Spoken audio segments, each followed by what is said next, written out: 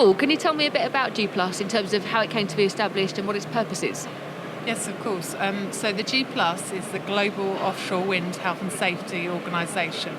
So a long title, but we do health and safety in offshore wind.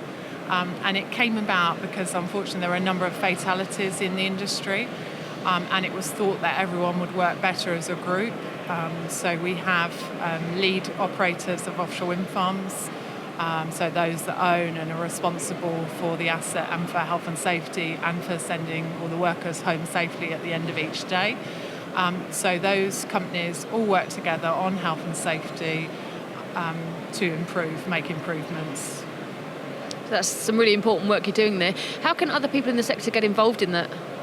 So we have 9 members at the moment, so the likes of Equinor, Ørsted, SSE, Vattenfall, and the main operators of offshore wind farms. We also have associate membership, and that's open to anyone who's a turbine manufacturer, so the OEMs. So we have Siemens Gamesa and MVAL and GE.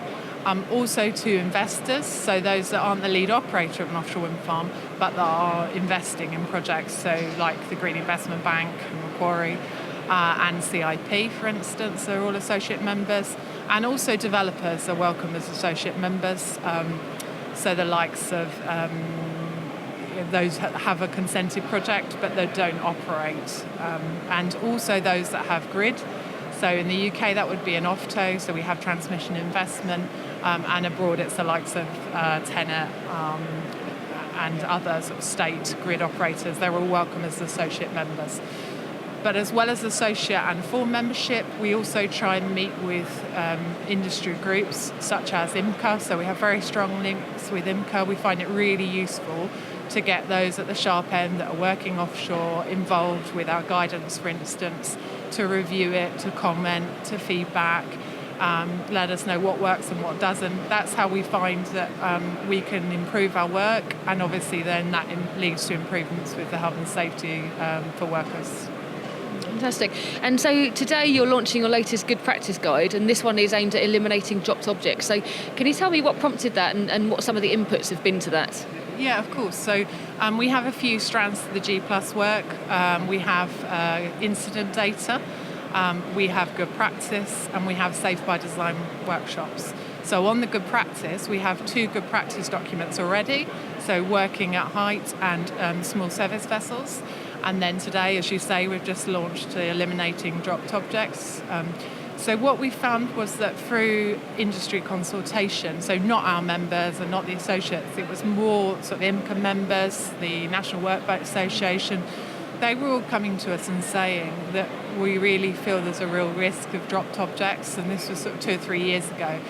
And they said they're just the high potentials, so they were small objects, they didn't need to be large objects, but small objects that were dropping probably from a high height, so from around the turbine areas, and they have the potential to kill. So hence the reason it's a high potential.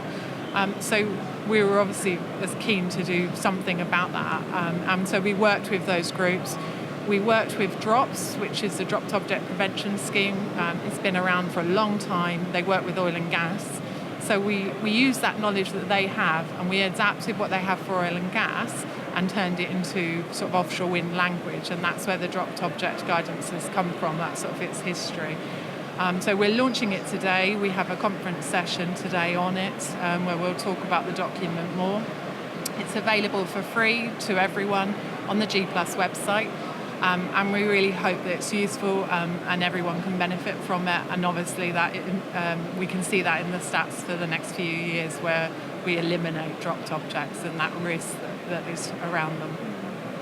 And speaking of stats, you're also launching your latest annual data, which is a compilation of incident data from around the sector.